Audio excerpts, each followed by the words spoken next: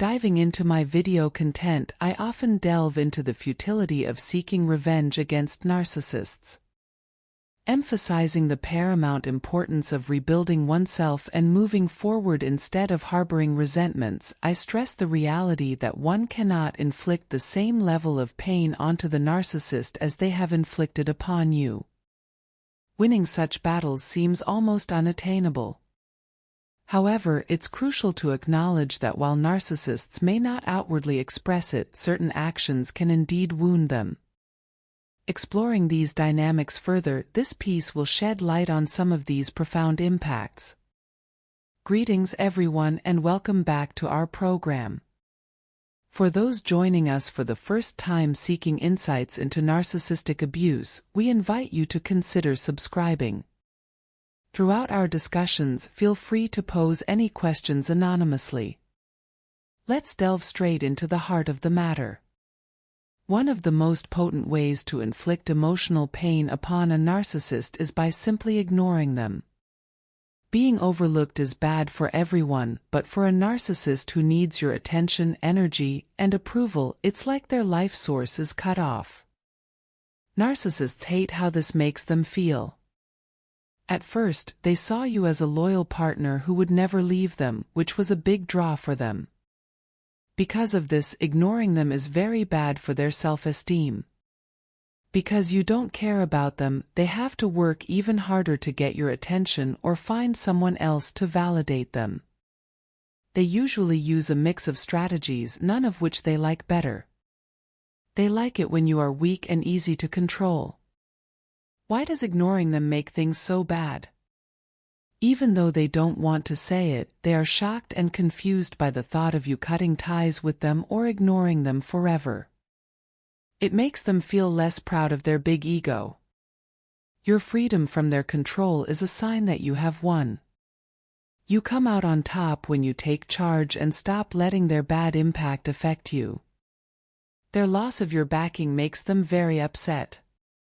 Even though it may be in their nature to move on, cutting off all contact with them will definitely make a memory that lasts. And now for another important point, let's talk about the narc injury, which is a big blow to narcissists' self-esteem. This narcissistic injury can happen when you hold the narcissist responsible, set limits, or criticize them, which can cause a lot of emotional pain. It doesn't matter if the feedback is professional and helpful or hurtful and embarrassing. It still hurts. It's the same as poking a hole in their bloated sense of self-importance. It's important to remember that unlike us, narcissists have a very skewed view of reality. This skewed version of truth is their safe place. So, when you question this fake story, they have to face themselves, even if only for a short time. They are hurting from this fight because they hate themselves inside. They strongly deny that they did anything wrong. In an earlier video, I talked about how I hurt the narcissist deliberately by accident. In the same way, other people have talked about how they have purposely or accidentally caused similar injuries. These kinds of things always hurt the narcissist's pride and have a lasting effect. So, survivors who accidentally cause narc injuries are less likely to be manipulated in the future, or at the very least, the narcissist will have to try much longer to manipulate them again. They will carefully think about what they can do before trying to get in touch with you again. Finally, I want to say that rejection causes narcissists a lot of long-term pain. You have power over the narcissist because you chose to end the connection and walk away. Narcissists like to be in charge, so they'd rather end the relationship than let it happen. They carefully set up a new support system so that they can end the relationship on their own terms. If they leave, it will be easy for them to make up a story that makes them look like the victim and get help and sympathy. This makes it easier for them to start a more effective campaign to spread lies about you. As a way to feel better, they might say things like, "I had no choice but to leave, they were dishonest and unfaithful," and more. But when you break up with them, they can't use these tricks to get what they want. They might have a hard time finding someone who can help them like you did. They might look for help somewhere else, but they don't want to rely on it completely. Even though they try to trick you and play the victim, their tricks won't work once you're gone. By cutting them off, you make it harder for them to keep their home or money, which makes their problems even worse. I want to stress again that they never expect or urge you to leave and stay away on your own. These kinds of acts have a lasting effect on them and change their minds deeply. To get a better sense of this relationship, I strongly suggest that you go back and look at point number 2. Now let's talk about the fourth point: move forward.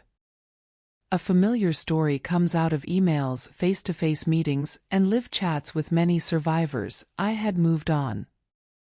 It made me feel better. I quit dwelling on the past. Things were going well in my life. Still, they always try to pull me back in. The same process happened to me. They feel like they're getting better. Let me send them an arbitrary, "I miss you" message to stop them in their tracks with pain. One of the many things about their behavior that confuses me is that my point of view doesn't match up with what they do.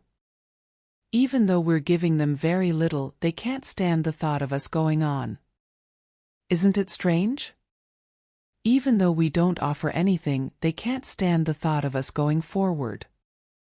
Do you get it? People who are narcissists leave when they want to. You think they won't come back, so they throw me away. But just as we start to feel better, they come back. It seems like they can see a chance to trick you. They understand without thinking about it. It is, in fact, confusing.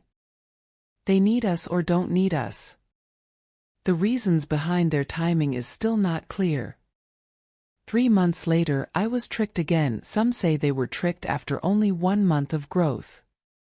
It's always hard for me to understand why their timing is always off. But let's forget about my complaints. If you're happy and fulfilled in life without sexual relationships, your growth and healing in love don't matter. They try to get back into your life and stop you from moving forward as you start to heal, get better, and take charge of your life, maybe through support groups or therapy.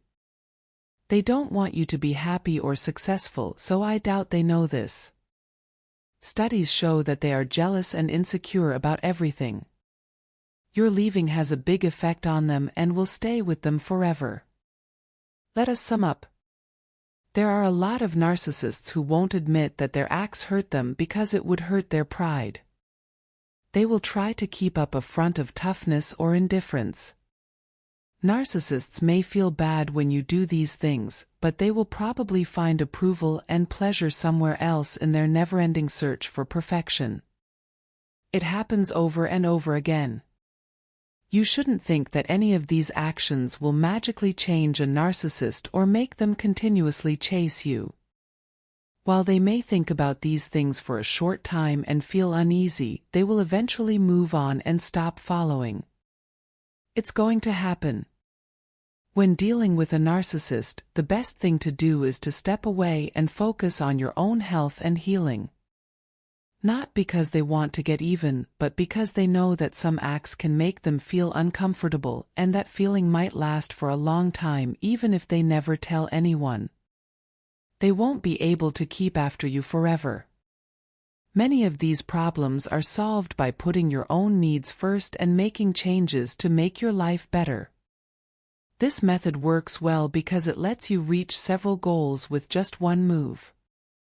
Narcissists are always afraid of being forgotten, which is the fifth thing that stays with them.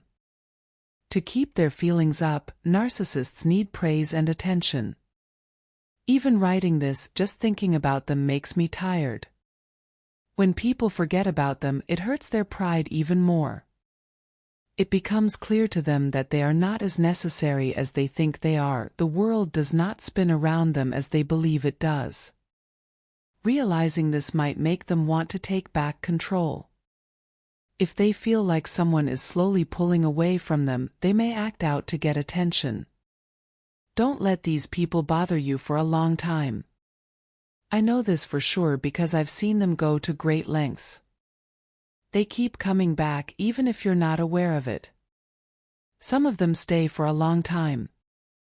Another thing that hurts a narcissist a lot is when you move on with someone else. This could be put in the category of moving on, but I wanted to make it stand out to show how important it was. You can move on with your life without them, whether you find a new partner or choose to be alone. They hate both situations, but seeing you with someone else is much worse because it makes them feel like we do when we see our friends get together with someone new. They look at their situation the same way we do. They get jealous and start to wonder things like, what makes this new person so special? What's going on here? In this case, a narcissist might try to get back in charge by trying to get your attention off of your new relationship and onto them again.